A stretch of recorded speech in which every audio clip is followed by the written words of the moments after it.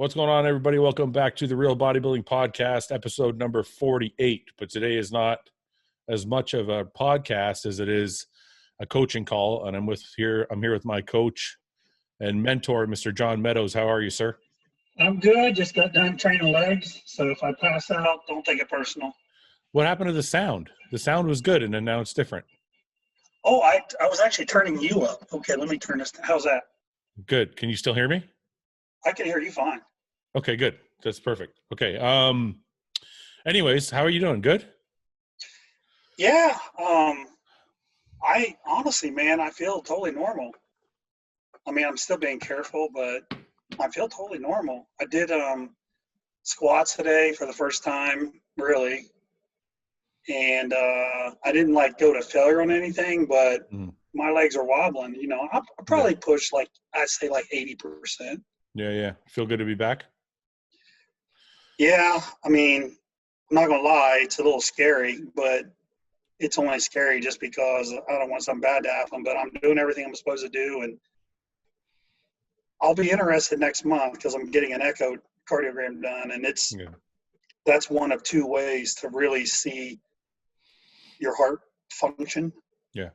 And I'm optimistic that it'll be really good just based on how good I feel now, but I don't know. I mean, I don't know until we do the test. I'd love to do it now, but he said to give until August because then everything was going to recover, will probably be recovered. Yeah. So, you put up a video recently. I'm not sure if you want to discuss it, but there was some supplement scandal stuff that was going on, and I kind of want to talk to you about it on here, but I'm not sure if you want to cover it at all. Do you want to? That's fine, man. That's fine. No worries. Yeah. So what happened? So for those of you who don't know, I guess there was a little bit of a scandal, and it was based on on one of the labs or one of the manufacturers not putting the ingredients into what they said they were. Is that the? Well, yeah, you're right as a manufacturer, and I pulled up the FDA warning letter, and I just basically walked through the warning letter, and it's not unusual for a manufacturer to get a warning letter. If they get a warning letter, you shouldn't say, oh my God, these guys are terrible. You can get a warning letter just because your documentation may not be in order for something, or there may be little things. Yeah. So it's not a case for panic. Mm-hmm. But what was in that warning letter was really bad. What was in the warning letter exactly? First of all, there were a ton of things, but there were two that really jumped out at me. And one of them was, you have this batch record that the person who's blending the ingredients together, they look at this recipe. That's what it is. It's a recipe. Oh, we got 6 grams of citrulline. We got 200 milligrams of caffeine, and whatever's on that batch record is what they blend, and that's what ends up in the bottle. Yeah. So when the FDA came in and did their random testing, this is just random. They're just picking random things that are coming off the line. Yeah. What was on the batch record was not what's on the product label. So think about that. Let's say you have one of your products and you look at what's on the label and you think, cool, this is what's on the label. But then the person who's actually blending it has a different list. Yeah. That's a problem. But how does that happen? Is that the manufacturer's trying to cut corners, or is the supplement company trying to cut corners, or we don't know? We don't really know. I can't sit here and say, oh, the supplement company told them to do that. I can't do that. That's not fair. Generally what happens, in my opinion, is it's probably the manufacturer trying to cut corners. And what happens is you can make a lot of money manufacturing. There's certainly people that have done that. But if you think about the margins that you make and the margins that manufacturers make, there's not hundreds of companies that are making tens of millions of dollars. So, it's a way to make more money. Like you give somebody, okay, Fouad, I want to charge you $15 a unit to make your product. But in my head, I know I'm really only going to be putting in 80% of what he says. Yeah. So I'm not saying that happened in this case, but what I am saying is there was a track record that started years ago. It was a manufacturer that's been around. They've had multiple felonies against them. I listed the links so people could see I wasn't just pulling. So I just gave a factual account of the history and what the FDA found. And then, by the way, and they also found the product was spiked with DMHA, which was they were told to not put in the product early last year. And this was a new batch. This wasn't well, they came in and found old bottles that already. But this was a new batch, so they knowingly put in an ingredient they're not supposed to. So, my opinion, something like that is a big deal, and it needed to be shared. And I'm sure I made a lot of people mad, but if nobody ever speaks up, then I don't want to hear anybody complain about supplement industry. If nobody has the guts to speak up, then don't complain. Yeah, I agree. So just so that people know, because I don't think everybody really understands the process. So basically the batch record is, for example, for Hostile, me and my team sit down and we figure out a formula of what we want in our pre-workout. We give that formula to our manufacturer.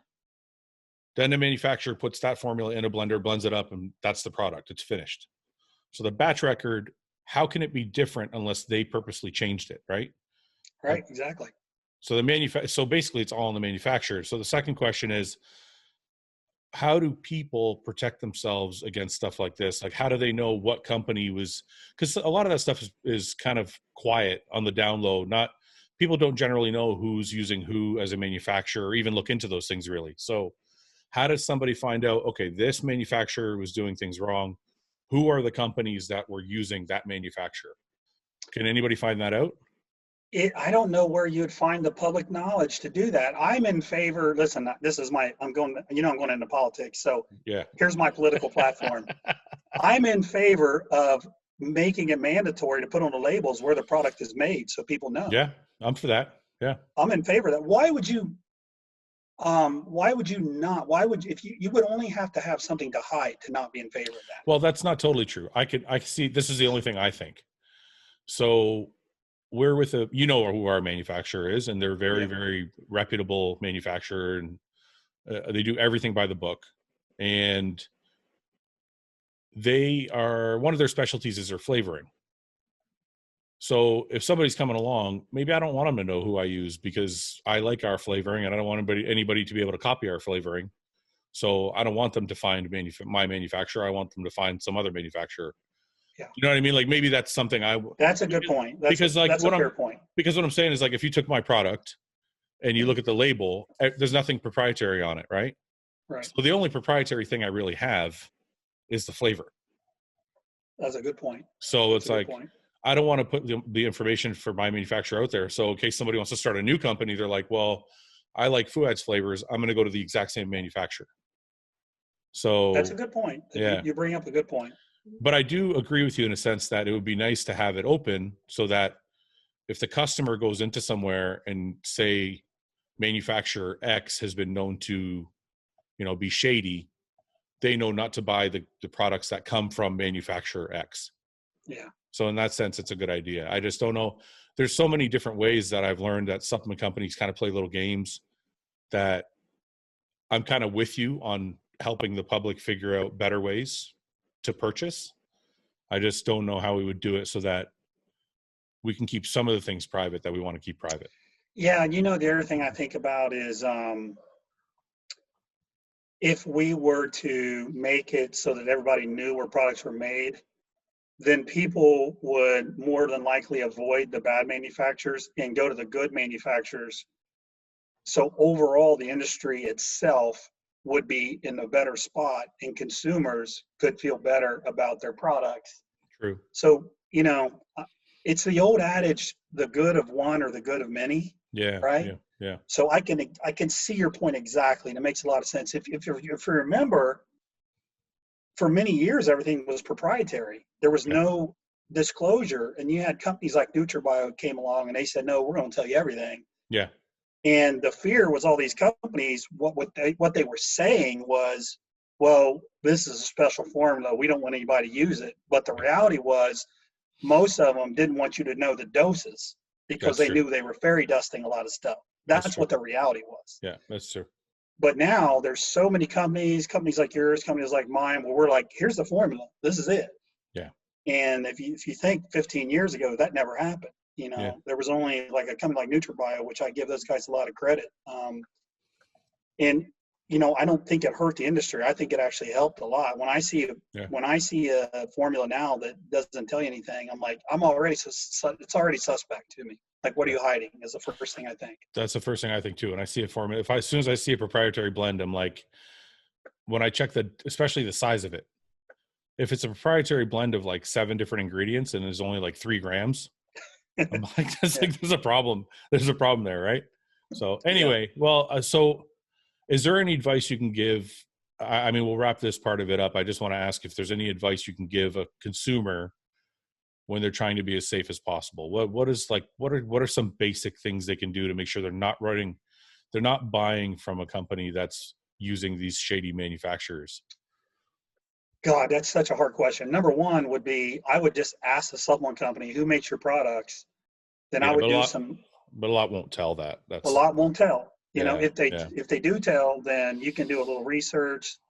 If they don't tell, then you're really stuck. So then you got to just ask yourself, am I going to trust them? Am I not going to trust them? Yeah. It's a tough question, man. It's a tough question because like I said, the warning letter is not the end all be all. Mm-hmm, mm-hmm. Just because a manufacturer has a warning letter doesn't mean, oh my God, they're terrible, they're cheating everybody. So there's another level to this where you actually have to understand how to read a warning letter. Sure. So I'm a little hesitant on telling people just go to the FDA database and see who's getting warning letters, but you still have to do some research. If you continue to see, and the other thing is if you don't think something's working or is good, then try something else. And here's one more point. When something seems really cheap, like how, here's 2 pre-workouts. How is this one $19? So here's another one. If you see a company doing buy one, get one free every weekend. Yeah. Then you got to think to yourself, what kind of margins is this company making? And that allows them to basically give away product. They have to have a high margin, which means their ingredients, their profile for ingredients is probably not good. Like you and I, we can't do buy one, get one free every weekend. No way. That's going to put us out of business. Yeah. Yeah. But when you see these big companies doing buy one, get one free all the time, like that should raise an alarm in your head. How can they afford to do that? Yeah. Like, how can they essentially, because if you and I did that, we will lose money. No, 100%. The one rule that I've learned actually, and I actually never even knew this until I really started researching supplement companies and researching how I want to formulate my product, the scoop size. Yeah. The scoop size tells the story every single time.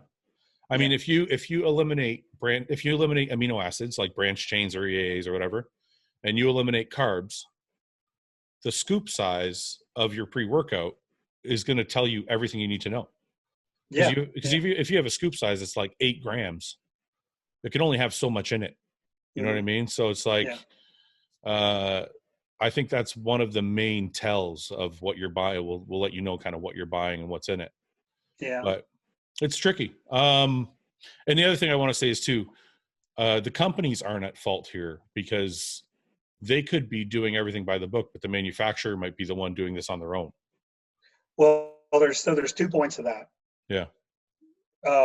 Number one, generally speaking, I agree with you. They may not know. Number two, if they knowingly went to a manufacturer that had a bad track record, then that's the risk they took. Yeah. So if you take some heat, that's the risk you took. When you chose to do business with a shady manufacturer, you assumed that risk. So that I will say that too. Like if someone says, well, he did 8 things wrong in the past, but I figured just for me, he would all of a sudden change. That was your decision to make that risk, to take that risk. Yeah, I agree. So we've been going back and forth for a couple of years about me competing, and 2018 was a disaster. If you remember, do you remember 2018? I would get ready for a show, and then like 5 weeks out, I'd be like, I'm making really good progress. I think I'm going to wait. Yeah. And I contemplated retirement a lot in 2018. And then 2019, I decided to get ready for Toronto, but the prep wasn't like 100%. I was kind of like wavering a little bit, but I was still coming on strong. And then I tore my tricep. So the last couple of years have been really kind of not great, to say the least. So now I've decided I'd like to try and get one more show under my belt and see how it is and see how it goes. And if it goes well, then I'll see what happens after. And if it doesn't go well, then that'll be kind of my last show. But I've been dieting for a couple weeks now. So I thought, okay, I don't really want to do this without you. So if you're willing to give me another shot, we can go after this one last time and see kind of what we can make of it.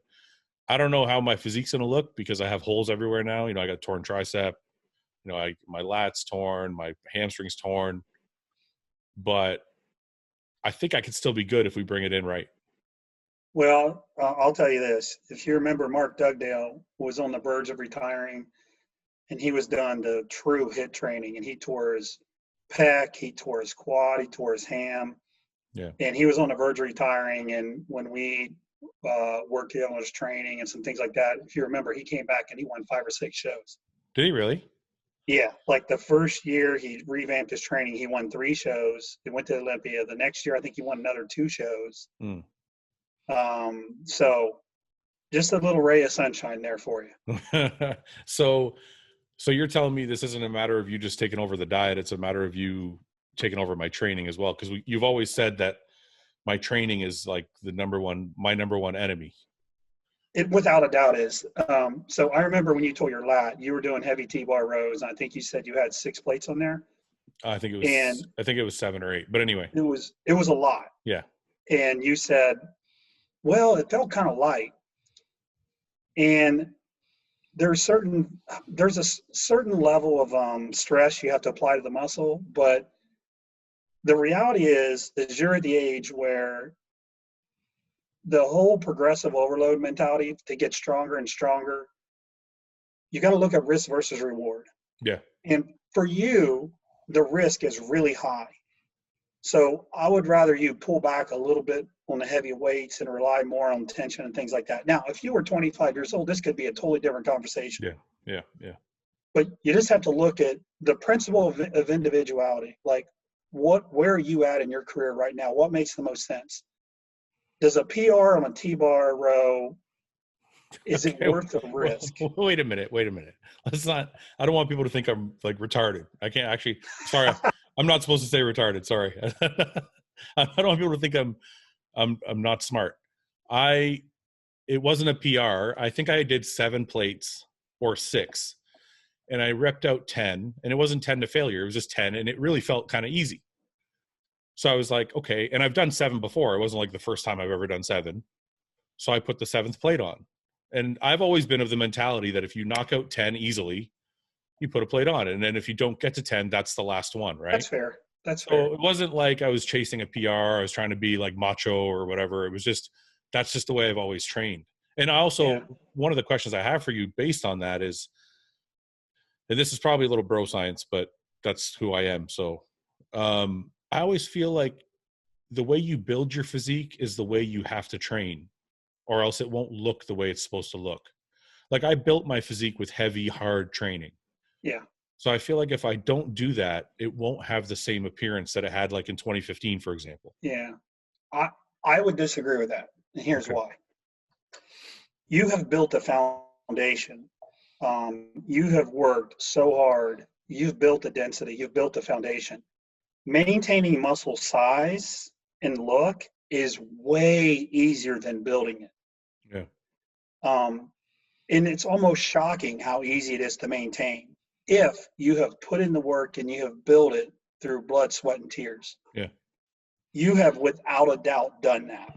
There's absolutely zero doubt you have put in the work to build a lot of muscle on your body. Mm-hmm. I think you would be surprised with how easy it is to maintain as long as you're using intensity in your training and you're eating good. Now, let me back up a second because you made a really good point about the T-bar. Yeah. 10 reps, it didn't feel that hard, and you moved up. I can't really dispute that. I can't really dispute your way of thinking. The only thing I would say is, where was the tension in that? Were you squeezing? Were you getting the maximum amount of blood flow? If you were doing that, then I would chalk it up to it's just kind of bad luck. Yeah. I can't sit here and tell you did 10 easy reps, so you shouldn't have went up. Because if I was there, honestly, and that happened, I probably would tell you to go up. That's right. So the question you have to ask yourself is, are you getting the most out of each set that you do with the weight? And that comes to kind of mind muscle connection. Like when you were doing the row, were you really cranking your elbows back and squeezing your lats? That is the only thing I would ask you. And I'm not saying you were, you weren't. It's just as you go through your training, I want you to think about that. Well, could I be more strict? I mean, everybody could be more strict. I don't train like, I watch Ben Pakulski train and he's doing these really slow, hard squeezes, and I don't do that shit. I mean, you've seen my training. It's half sloppy, half good form. It's, I train fast, I train intense. Yeah. I'm not crazy like Branch Warren or Ronnie Coleman, but I'm not slow like Ben Pakulski. I'm like somewhere in the middle, right? Yep. So I can't say I was getting like this awesome contraction and, that's why I went up, because it was so easy. I definitely was training with my style.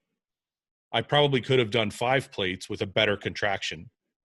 But like I said, I've always felt like that heavy training with a little bit of sloppiness has always been my way. So I guess it's just, when you say it's bad luck, when I think of all the tears I have, the back one, the tricep, my hamstring, none of them came like while I was trying to do PRs or when I was trying to do, you know what I mean? They were all just regular weight. It's almost like wear and tear. It's not like you can pinpoint something. Like when I tore my tricep, I was bench pressing. And I've done 4 plates before, and I actually tore it doing 3 plates. Yeah. So I did 4 plates the week before for 10 reps. And I was doing 3 plates and when I tore it. So, some of these things I don't think are easily explained. The way I chalk them, I chalk them up to wear and tear, and who knows. But regardless of all of that, I do agree with you that if there was a better way for me to train and keep my look, I would do it. I just don't know if it exists. Like that's what, like, my belief system is different, I guess. I think it does exist. And I would say, like, if we evaluate an exercise for risk versus reward, right? So if we look at a bench press, a deadlift, a stiff-legged deadlift, like, how I always put that stuff second in people's training routines? Yeah. Like for you, it might go 3rd or 4th. Yeah. You're not going to be able to use nearly as much weight, but that doesn't matter, because what stimulates the muscle is the muscle fiber has to fire really hard to lift the weight. And that old saying, a muscle doesn't know how much weight it's lifting, it's actually true. It just knows how hard it is. And if you have to work hard, whether you have 6 plates on there or 4, if the muscle has to work hard and you get to 8 reps and you're dead, then what else can you do to the muscle fiber? You've loaded it, you've activated it, and you've exhausted it. You've done what essentially it takes to get big. That's what it takes to get big. Let me push back just a bit, right? Because this is why I like having you as a coach, because we can have this dialogue. So yesterday I started with squats. I started with Smith machine squats, not regular squats. Still had my feet under me though. It wasn't like feet forward or anything. And I got up to 4 plates for 12 reps. Felt amazing. The point I'm trying to make is I feel like my legs look better. Like if I had done leg press for leg extensions, then leg press, then squats, I don't think my legs would have looked the same when I was done the workout as they did yesterday, because I squatted first. It's almost like I got the most out of my legs when they had the most energy. You know what I mean? Yeah. Like when they were the fullest of glycogen and they were the most primed and ready to train, that's when I hit them with the heaviest movement. And when I was done training yesterday, my quads looked like they were Big Rami's legs. Well, they didn't look that great, but you know what I'm saying? Yeah. But when I do squats like 3rd or 4th, I do have to train them lighter, but I don't feel like I get that same full round look out of that workout. Does that make any sense, or is it just? Well, that's when you got to kind of think about what exercises actually work the best for you. So for example, let's just say you don't like a leg extension, you don't think it does anything for your quads, then I wouldn't say you need to do leg extensions first. That's where I think you got to kind of figure out what exercises really work for you. And then you got to think about, okay, now how am I going to execute it compared to normal? So normally you might rest 3 minutes in between your squats, which I think is a good thing. Yeah. But maybe you want to do 2 minutes, and probably not going to use the same amount of weight, but you're going to get a lot of blood flow. You're going to get a lot of fatigue. So it's not going to give you, you're not going to be able to have maximum strength, but you're going to still keep that movement in that you like. You're just doing it a little different. You're not going to be able to go quite as heavy, but you still got the good movement in. So let's say I do squats first with your methodology, where I'm like, okay, shorter rest period. I don't go as heavy, maybe a little more reps. So I'm getting that movement that I like, right? But what if I said to you, I only get the fullness in my quads if I do the 4 plates? That one I have a hard time buying because the Yeah. fullness is more from nutrition and it's more from the reps. Okay. So if you think Yeah. about if you think about having the right nutrients in your body and like the right pump ingredients always helps. Yeah. That's going to do more for a pump than just using the heaviest weight. And then like the tension in the reps. But that's what I mean by the tension though, right? Like if I'm using 405, I feel like I'm recruiting everything on my legs to do 405 for 12. Well, 12 is a good number. Yeah. So I don't really have a problem with 12. If you were Okay. saying I'm going to go up to 5 plates and do 6, No. well, like now I'm like, okay, I think a 10 to 12 range is probably really good. Okay. Okay. Then we're okay then. Yeah, I think so. But I think the reason I got to that point though was we were talking about removing exercises that may be more dangerous. So like the squat is the best for building my legs, in my opinion. Like it makes them look the best, but also does damage to my low back. Right? Or like stiff legs, for example, I feel like it's the best mass builder for my hamstrings. But if I go too heavy, I'm going to risk a hamstring tear. So you're saying 10 to 12 reps is okay, but now I'm like, do I eliminate this exercise or do I leave it in and still do the 10 to 12? No, I think you leave it in, but I'm still of the opinion I wish you would do a leg curl before a stiff leg Do deadlift. something first. Yeah. Yeah. Yeah. And I would never start with a stiff leg deadlift. I'm just for the record. yeah, I mean, that's pretty risky and probably would overtax your lower back too. Yeah. Yeah.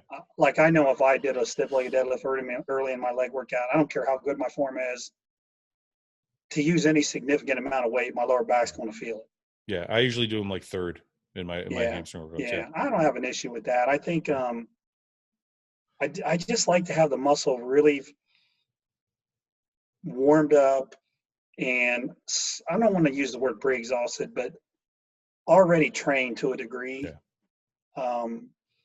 And then those dangerous movements, like what I want you to think in your head is you don't have to go to failure. Yeah.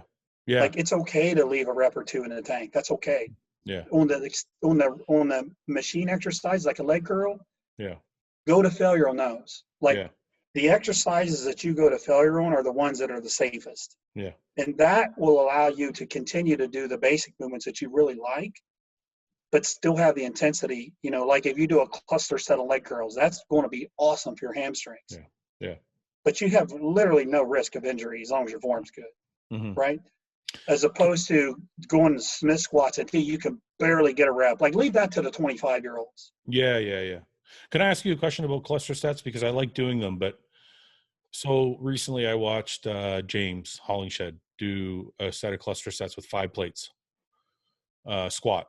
And I thought to myself, I could do that with 4. You know what I mean? Like I was going to do that. But I thought to myself, there's something about squatting where like I get into a groove and it starts to move really freely for me.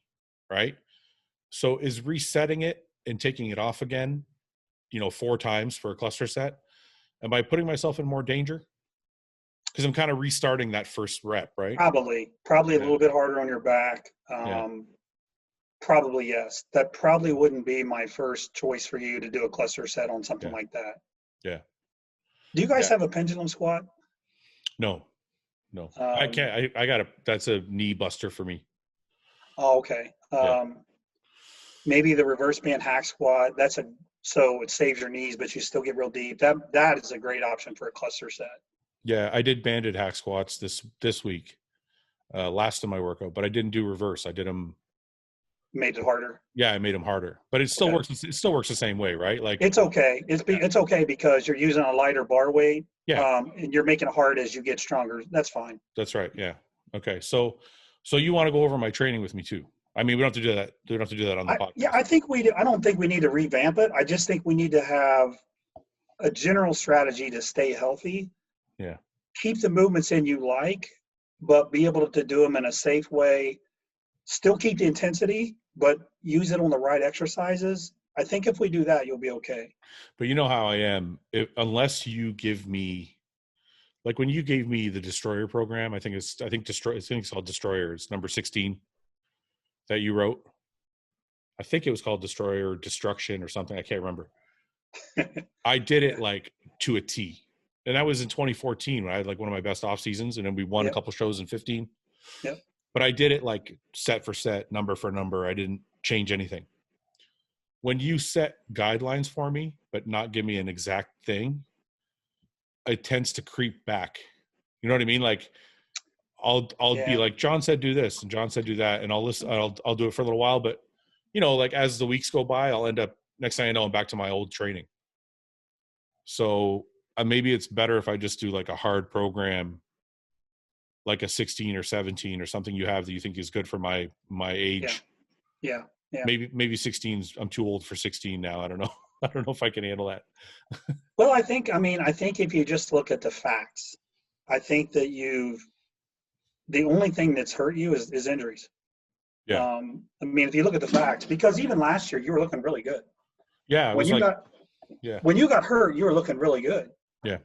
And that's why it was such a bummer. I remember getting the text from you, and was like, damn, because you were right on target. So I don't think we can overthink the training. It is what has set you back. So the better we can get at it, the more clear we can be with it, then I think it's going to be better for you. I just want to show, I'm going to bring up my diet in a second, but I want to show people what you were talking about from last year. So this is last year before I tore my tricep. And that was, I think we were 4 weeks out there. Yeah, you were coming. Everything's popping. Yeah. Quad or the pecs and shoulders are super full. Yeah. Well, everything was popping. That must have been after a chest day because my legs are a little bit down. Yeah. And everything up here is full. But yeah, everything was there. Everything was there. And I'm like, I just wonder, can I get back to this? You know what I mean? Like, do you think we'll find out. We'll find out. We're going to find out. That's not very comforting. I'm a realist. We'll find out. I know. Sometimes I want you to be like a George Farah. Just be like, I'll get you there. Don't worry about it. Okay, brother. All right. So this is the diet I created. I don't know if you're going to think it's shit or you're going to like it. this is what I've got so far. Can you see everything? I can see everything perfect. Okay. So first question, how long have you been doing this? It's only been 2 weeks. 2 weeks. Yeah. What has happened to your physique in the last 2 weeks? I've actually gained about 8 pounds. Okay, you've gained. What about your condition? Better, worse, or the same? Condition's better. Stomach is obviously my stomach still needs a lot of work, but I'm definitely less bloated. Like I feel better because I was eating a lot of shit before this. Like I was probably having I must have been having 3 or 4 cheat meals a week, like before I started this. So the first thing that happened was I noticed my stomach shrank a little bit. And I started getting hungrier, and my weight went down, but then it went back up. Like it's weird. The first week, my weight went down to 276. All the way from 289, I went down to 276. And then, you know what? It's because I recently started. Can you hear that? I think it's my microphone. I don't know what the F that is. You sound good to me. You sound real good to me. Okay. So I added some growth hormone in, and I shot back up from 76 to 83. So the first week you did not have the GH, and then you added it in, and then the weight came up. Yeah. Okay, that makes sense. Yeah. Well, it's obviously a lot of water weight. I mean, I don't know if all 8 pounds is water weight, but I think just eating better is my body feels fuller and rounder. Well, the first week, just by cleaning up your diet, I'm guessing that probably puts you in a lot more of a deficit just by simply dropping crap. Yeah. Which would, you probably lowered your carbs quite a bit. I'm guessing that 355 number was probably a lot higher when you were eating 4 cheat meals a week. Because I was eating like a large pizza every night or every other night. Yeah. Probably you weren't doing 355 grams of carbs a day. You were probably doing 355 grams for dinner. Yeah. Um, Yeah. So I think logically, so first thing I always do is I think logically. I think you probably brought your calories down and you brought your carbs down. When you bring your carbs down like that, you're going to lose water weight for Yeah. sure. Yeah. So that doesn't surprise me. But then your body's efficient. It gets more efficient. It's got more nutrients and not as much junk. Then you add in the GH, and it obviously there's some water retention inside the muscle there as well. Yeah. So Yeah. none of what you're telling me surprises me. I think the question is just kind of where do you go from here? Well, I also want to tell you, this is probably a couple hundred calories higher, just because I have not added up any of the ketchup and barbecue sauce. Okay. And you know how I am with those. I'm a little bit liberal with my condiments. So, Are you at least using a low sugar ketchup though? the low sugar ketchup, but very high sugar barbecue sauce.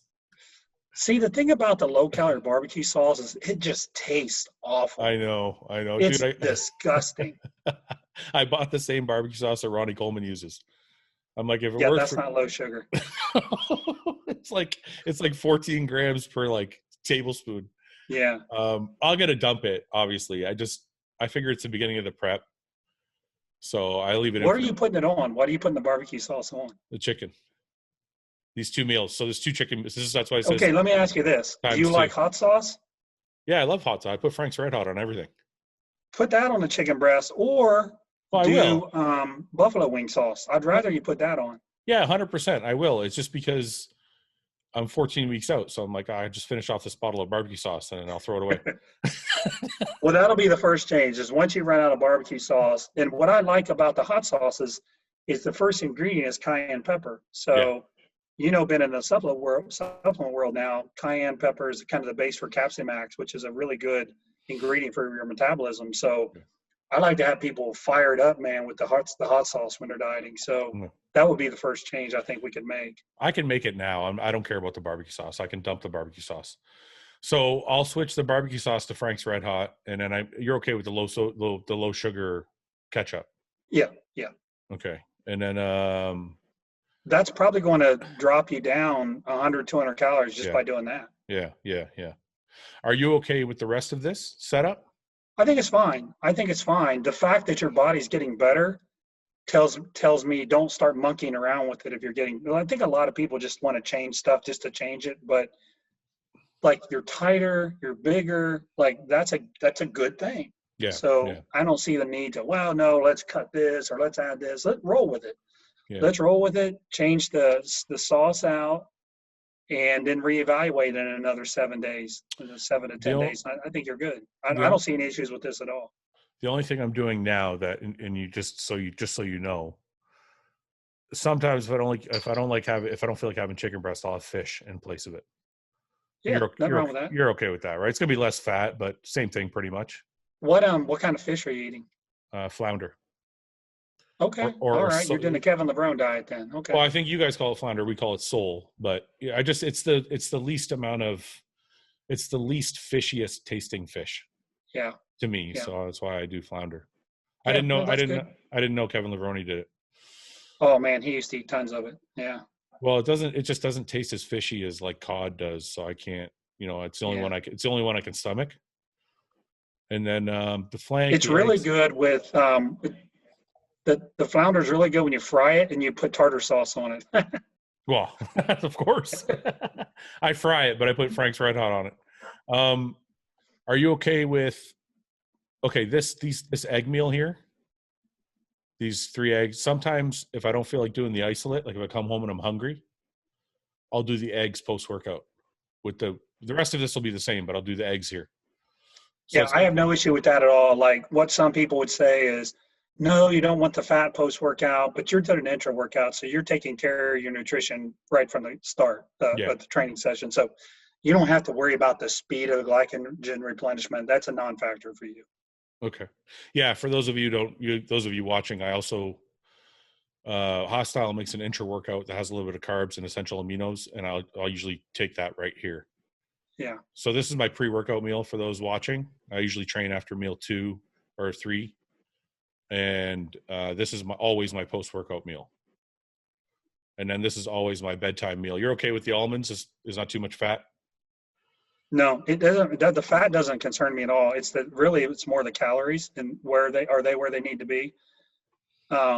In fact, I actually like that because you don't have any. It's going to kind of stabilize your blood sugar, Hmm. the fat and protein, Yeah. that last meal. So it actually, I think that's a great choice. I don't have any issues with that at all. Okay. Well, I learned from you. So if you said the diet sucked, it would be your fault. That's true. Well, no, I know you like more fat in the diet. And I know normally you would have normally for those watching, John would have like chicken breast, maybe a little less rice, and you would have coconut oil here or avocado or something. Is that right? Yeah, but this is okay though, as long as your blood sugar is staying stable. And again, you're having your intra workout, so you're not going to have a situation where you go hypoglycemic because then you're drip feeding some carbs while you train too. So no, this Yeah. is good.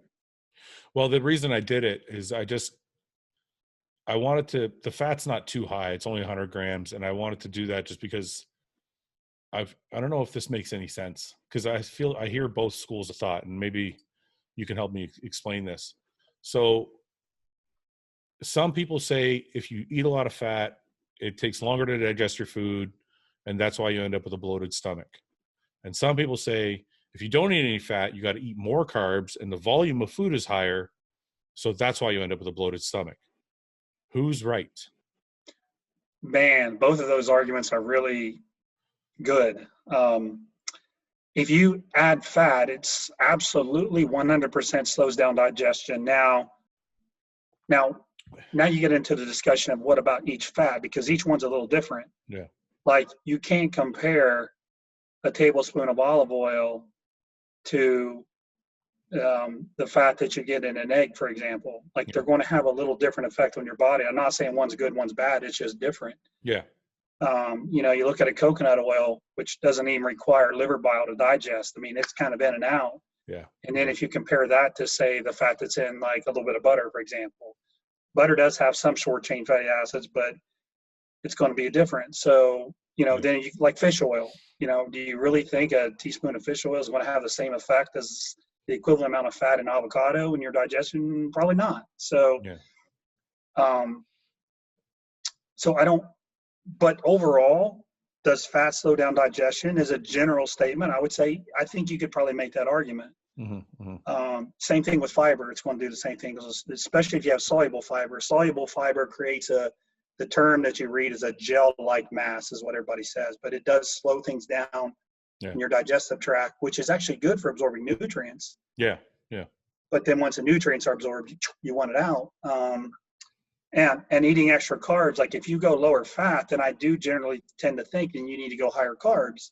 Yeah. So if you're eating baked potatoes, now we got to talk about the carb source. So are you eating cream of rice, or are you eating 2 baked potatoes?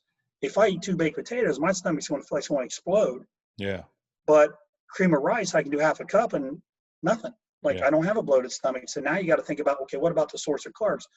Generally speaking, they're right. You're going to have to eat more carbs, but now you got to think about the food choice. So if somebody's got a problem with their gut swelling up, okay, let's look at the food sources. Maybe you need some cream of rice, or maybe you need to change the food source so you don't have that issue.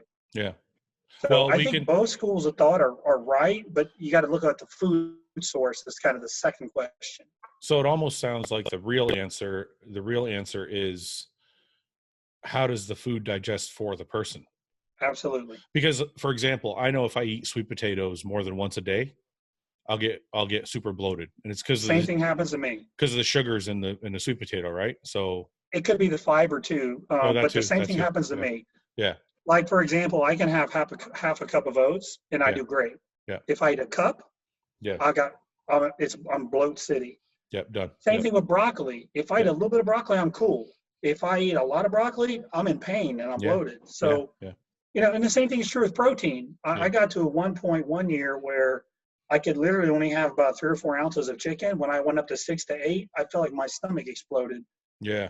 So protein powders, protein, carbs, fat, it's always like trying to find the right food sources for your body. So for me, I think after 20 years, I can't say after 20 years because things have changed dramatically year to year over the 20 years. But I guess in more recent years, I guess what I would say is, I can do one sweet potato a day, which I like because it gives me like it kind of kills that sweet tooth a little bit. Yeah. So that's why I have it in there, meal 5. Rice digests really well for me. And if we're going to add fat, coconut oil digests really well for me. So if you want to lower my carbs and increase my fats, those are the 2 best ones to, lower the rice a bit and pump the coconut oil.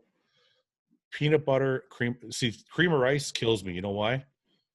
I think it's the sweetener, because I always put like 3 packs of Splenda in it. So that's number 1. And then I always throw a tablespoon of peanut butter in it. So the cream of rice is no longer cream of rice. It's like sweetener with peanut butter and all this other, and it just sits, right? Yeah. So what do you think about cream of wheat? Because I did cream of wheat a few days too. Did you add in sweetener in the peanut butter? Yes. This is great because people are probably going to think I'm a lazy bodybuilder, and I'm not. This is probably how all bodybuilders are. Would you say most bodybuilders are like me, but they just don't tell you? Or no? Or are they all really good and I'm just like skating by? That's hard to say, man.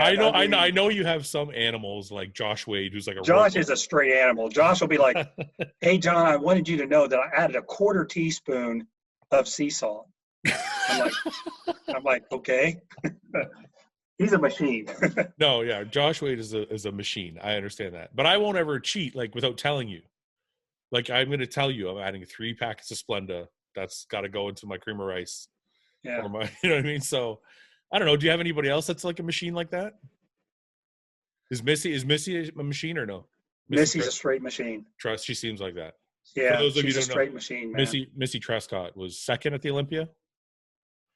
Yeah, yes. She was 2nd at the Olympia. She won the Arnold. And she's got some good competition this year. There's like 3 girls coming back that are champions. So, what about Terrence Ruffin? I believe Terrence is a machine. I think he is. I need to work with him for another year to determine that. Based on the results that he's having, I think he's a machine so far. So basically, you're saying I'm the laziest bodybuilder you have. Probably.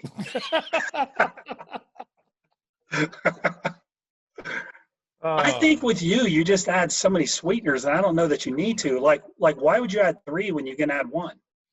I don't get the same flavor out of 1. Oh my God! But you must be wanting like hyper sweet. Yeah. And the problem is, like, people are like, "Well, you should just use stevia." Stevia tastes like crap, man. It does taste like crap. It tastes like straight chemicals, which is the ironic thing. Look, I figure it's 1 meal a day, right? I have like my cream of wheat or cream of rice or oatmeal in the morning, one of those 3. And I have my Splenda with it, and I enjoy it, and that's it for the rest of the day. Are you having coffee? I usually have 1 coffee a day. How many sweeteners are you putting in your coffee? 2. 2? Okay. That's not that bad. 5 sweeteners for the whole day. That's not that bad. Do you remember the diet? Right. Remember the so diet? Your sweet potato in meal 5, are you adding any sweeteners to that? I have, though. I have, actually. I cook it and then cinnamon and sweetener on top. Oh my God. Amazing. No, I got to be honest, though. Remember the diet? I think it was 2015. We were eating cream of rice like every other meal. Yeah. I was overloaded on sweeteners, man. But you were also doing like 2,200 calories too. Yeah. So you were getting shredded just from being in a sheer caloric deficit. Yeah, I was eating like nothing. I remember that. But I still have that diet. You maybe it's 2,400 calories, but for a guy your size, you were suffering. Yeah. But I remember, to see, this is a thing. You can say, this guy's a machine, that guy's a machine. I eat what I'm supposed to eat. I might add some ketchup or add some sweetener, but I always get ready. Yeah. Like, you've never had a problem getting me ready, have you? No. Because again, it's just a matter of getting your calories where they need to be. Yeah. So. But you don't ever feel like you have to feed me less than you could, do you? Honestly, getting you in shape, I don't feel is that hard. I feel I've always felt like I've lost weight pretty quick, pretty easily. Yeah, I don't feel like getting you in shape is like extremely difficult. I don't feel like that's the issue. I think that's why I've never paid attention to the sweeteners and the condiments, because it's never affected me. Like, I do the cardio and do the training, and it kind of just comes off. Yeah. So, yeah. Okay. So right now, the only other question I have is I'm doing 1 cheat meal a week on Saturday night. And I'm last meal of the day. Yeah, and I'm not doing like a massive binge or anything. I'm just doing like a regular meal. Like last week, I did 2 burgers from Five Guys, a big one and a small one. No cheese on them, no mayo, and I split a medium fry with my wife, and that was it. So felt fine the next day. Didn't feel bloated. Didn't feel anything. And what I did was I normally take Sunday off, but I decided if I'm going to have a cheat meal Saturday night, I'm going to make Sunday a training day. So I train legs on Sunday. Perfect. Make sense? Kind of use it all up. Yeah, I used to do that. I'd have my big cheat meal on Friday night because Saturday we were doing legs at Dave's. Yeah. Well, that's kind of what I've always had, the cheat meal Saturday night, and Sunday's always been a day off. And I'm like, this doesn't really make sense. I'm eating all this food and then I'm taking a day off. Yeah. So I decided Monday's going to be my day off now, and I'll do the legs the day after my cheat meal to get the most out of it. Yeah, I think that's great. The only other question I have is, on days off, do you want me to reduce calories at all? I would probably pull 200 to 300 calories in the form of carbs out. Okay. So you're looking at 50 to 70 grams of carbs overall reduced. Yeah. But that's it. I would still keep the protein and fat the same. So instead of doing 300 grams of rice, I could just do 250. Yeah. And then reduce the sweet potato to 200, and that's pretty much 70 grams right there. Yep, that'd be perfect. Lastly, cardio, 35 minutes, 6 days a week in the morning. I think that's a great place to start. And you're 14 weeks out. I wouldn't want you to be doing an hour and a half yet. So keep it right there for now. That gives us a chance to work our way up as we go through the diet. Okay. And that's about it. We'll keep everything else under wraps. Can't tell you about my steroid stack. That's a private. It's not that. Are you still doing 10 grams a test a week? I started doing 5 grams a trend this week. No, I'm just joking. No, I'm on my test is at 1,000 right now, or 1,100, I think. It's not bad. It's good. I think it's very reasonable for a pro at your level. Yeah. Okay. Okay, John, I know you have a lot of stuff to do today. I don't want to keep you too long. I just want to go over the diet. Is there anything you want to discuss or mention before we wrap up? Not really. I think just changing out the sauces we talked about is plenty of change. Everything you're doing is working. I don't see the need to overhaul anything. I think you make good food choices. The only thing I would say is just as we're going along, really pay attention to how you feel after each meal. So we really are in tune with what foods make you feel the best. Well, actually, you said that. I just want to ask you one question since you said that. When I wake up in the morning, I'm feeling a little bloated. And I feel like it's from all the fat. Fat in the last meal. Okay. But I feel like it's necessary because I'm sleeping. So is that wrong or? Well, I do think it's a little odd. I don't know if odd's the right word. I don't want you to feel bloated when you wake up. Ideally, I would want you to feel nice and tight. What if we switched? This is an idea. I think it's like you said, the source. I think maybe it's the almonds. Like maybe I'm not digesting the almonds properly. Okay. So maybe we switch the almonds to avocado. I'm totally cool with that. Because then it'll give me more nutrients anyway. And I think avocados I always digested pretty well for me. Yeah. Yeah. Okay. It actually is giving you some fiber. It's a lot of potassium. Yeah. It's giving you monounsaturated fats for your heart. I think that's a great choice. Okay. That's what I'll do. I'll make that change tonight. Anything going on with the company? Any new products? Anything you want to plug? It's funny, man. I just trained and I got to the gym. We just launched our new pre-workout. Did you? It's called GX pre-workout. Okay. Granite Extreme. And we took we took one of our older formulas and we added nitrates to it and we added theanine to it. We added alpha GPC to it. So it's loaded with nootropics, with teacrine. The pump stuff is amazing. It's got 6 grams of citrulline. It's got the nitrates. And so anyways, I appreciate you letting me go on and on about this. I walked in. Sorry. You want to pull it up? I'm trying to. Yeah, it's not letting me. 1 second. Let's see if this works. Yes. You see it? Yeah. So if you go to products. Yeah. And then go to on the right-hand side, the GX pre-workout. On the right-hand side. Well, lower right. 1 second. Lower right on your screen. There, you see it? Go back up a little. Scroll back up, and now go to the right. Oh, there it is. Okay. Yeah. Why are you doing the bags now? Dude, I love the bags. Do you really? I love them. So, first of all, it's environmentally friendly, but there's actually more to it than that. So the bag, like, it's hard to see, but the design is really cool. Like, you see the little gray and the speckles in there? Yeah. The design is really cool. Now, I paid extra. The zip at the top where you got your cursor. Yep. One of the things I hate about bags is that they don't tear evenly. Yeah. We paid extra to get like the best tear you can. Yeah. So it tears right across, and then we paid extra to get the best locking mechanism. So one of the problems with bags has always been they're cheap bags. They tear uneven, and then they won't seal. So you stick them in your gym bag, and poof, they open up and stuff spills. So these are amazing. They tear straight across. They seal perfect. Yeah. And they actually lowered our cost. That's good.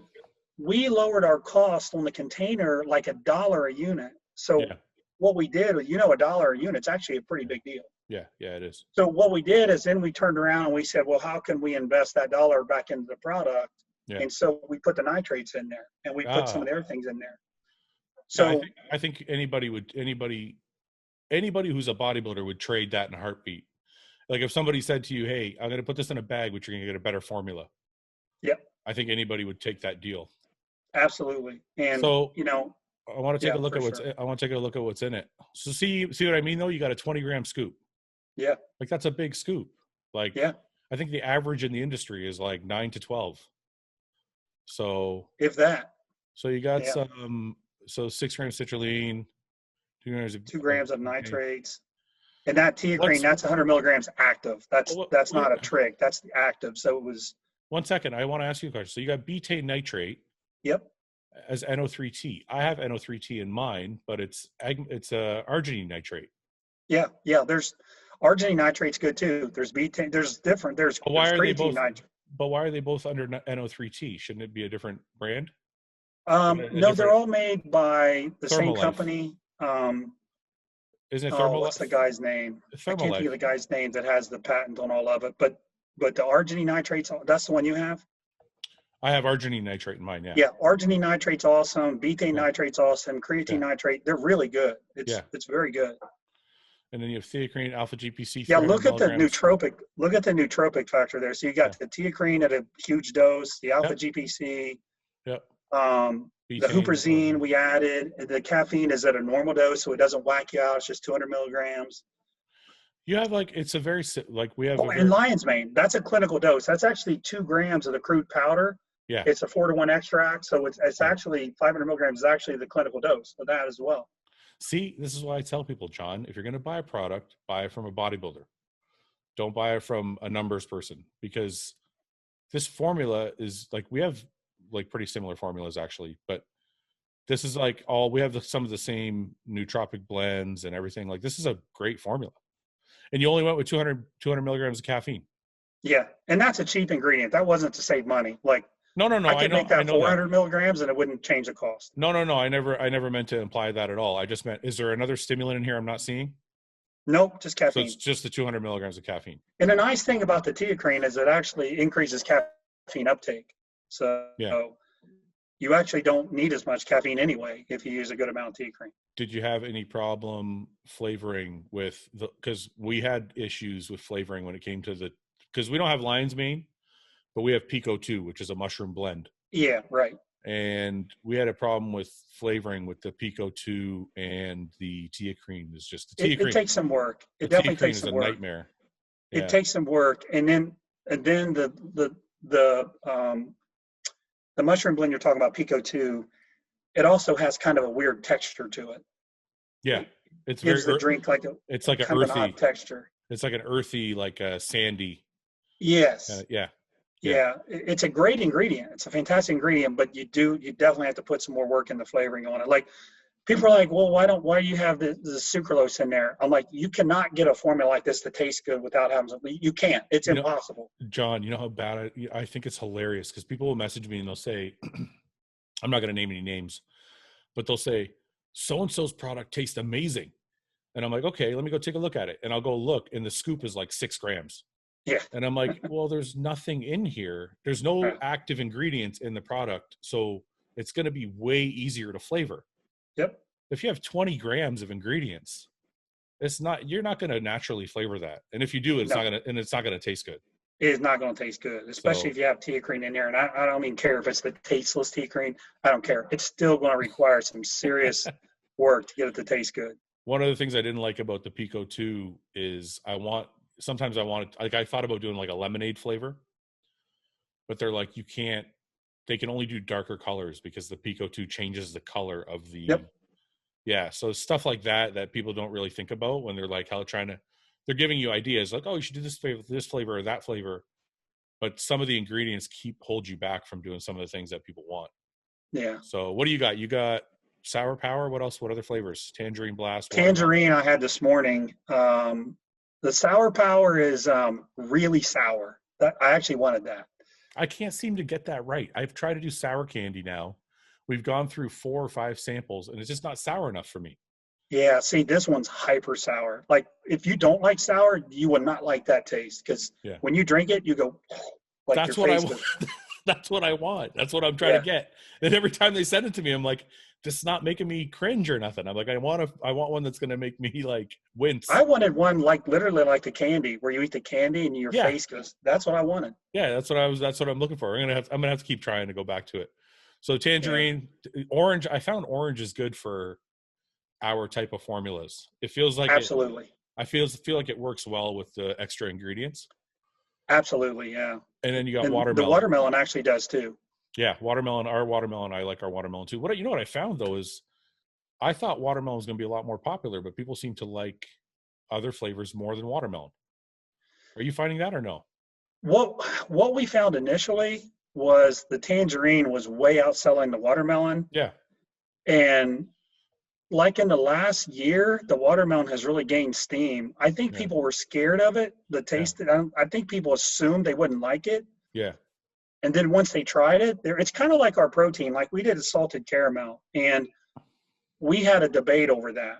It was like, people aren't going to buy it because they're not going to think it tastes good. They're just going to assume. And when we did the samples, it tasted amazing. Yeah. And so it was a risk. It was like, okay, there's a risk here that people won't even try it. And what I said was, it's worth the risk, because once they try it, they're going to be amazed. And it's our number one seller. Yeah, I feel like that too. Sometimes it's a word of mouth kind of thing. Like, you need, like, once a few people try it and the word gets out, then everybody else will kind of try it too. Yeah. But when it comes to the watermelon though, I thought watermelon was like a universally loved flavor. I didn't know. I have mixed emotions on watermelon, and when they get the flavor right, it's amazing. They just got to get the flavor right. Yeah, I have yet to have a watermelon that I don't like. So yeah, I mean, when they get it right, it's real refreshing. It's good. Yeah. Well, good for you, John. When is that's out now? Obviously, it just came out. Yeah, man, I was going to tell you, and I totally got off track. Was I walked into the gym today, and before I could even set my bag down, 2 guys approached me, and they're like, the first guy said, I've never had a pump before in my life, and this dude's an advanced dude. Yeah. He's like, he got the Sour Power, and he was really impressed. And another guy came, and he's like, I didn't know, like, you could get pumps like this. Like, I didn't know it was even possible. Yeah. Yeah. So, like, my day got off to a great start. When that's the first 2 things you hear, like, okay, that extra bit we put in the formula makes it all worth it. Yeah. And that's one of the most rewarding things I found about what we're doing. People message me like that all the time, and they're like, they say those kind of things. Yeah. And I think to myself, because, when you're starting the company, there's always this, this debate in your mind. Do I do it, under the numbers? Do I go by the numbers? Do I go by what I want? And you got to play that game, right? And I just went with my gut, and I was like, I want to just put out like what I want. And people are like, but I think it's because people aren't used to taking things that are dosed properly. So when they take a product like ours, they're like, oh my God. Yeah. Yeah. So it's like, yeah. So, and I was telling a guy today, I said, yeah, man, like, if you're willing to spend an extra $5-6, yeah, the effect you get is going to be so much different. And he Yeah. was like, I'll never buy another cheap one again. Well, that's the thing. And the crazy thing is, it's not really cheap at the end of the day, because like if my pre-workout, for example, our scoop size is 26 grams. So even if you took half a scoop, it's still 13 grams. Yeah. Which is still bigger than 80% of the market. Right. So right. I'm like, people get caught up with the numbers. They see the 20 serving or the price, and they forget all of the other stuff that goes into it, or like what it's really about. You know what I mean? That's a good thing. That's another good point you brought up. And we had a debate whether we should put 40 servings and cut those doses in half. Yep. Because you and I both know a half a serving like that would still be very effective. Still more. Yeah. Yeah. But the only reason I didn't is because I didn't want people to go, well, he's only using this amount. I didn't want them to twist the numbers so that they could put down our formula. But you know what most companies are doing, and this is the sad thing that I think people are, I really wish people could see through it, but they're not. What most companies are doing is, and it's not a bad thing. I mean, it's true. I kind of wish I would have done it, to be honest. They do half scoop, full scoop, and they put them both on the label, right? But then they put 40 servings. But really a full scoop is 20. If you do a full scoop, is 20 servings. But because they have the half scoop on there, they can go by that. So they'll put 40 servings. Yep, on the front of the label. And then they put half scoop, full scoop. And it's not wrong. They're not lying. Right. But it's we decided just to go with the full scoop, and that's I figured it's better. Yeah, we want people to get maximum effect. Like we want them to take, like if you're going to pay an extra $5 or $6, then you need to get the maximum effect. Yeah. We want you to understand the potential. Yeah. As opposed to just monkeying around. And I'm with you, man. Yeah, exactly. Okay, John, I know you got to go. I don't want to keep you too long. I appreciate you going over the diet with me. We'll check in again. I'll check in with you every week, but maybe we'll do this again live, like halfway through the prep, so people can see how things are going. Yeah, absolutely. Whenever you want. Okay, John. I'm going to let you go then. Have a good day. All right. Thank you. You as well. Good chatting. We'll talk soon. All right. Okay. Bye-bye. Thanks for watching. Please subscribe, share with your friends, and like the video. And if you get a chance, check out the description for all the different links to all the different places you can find Hostile and myself. And lastly, check out hostile.com for our new line of supplements and all of our apparel and gear. Thanks again for watching.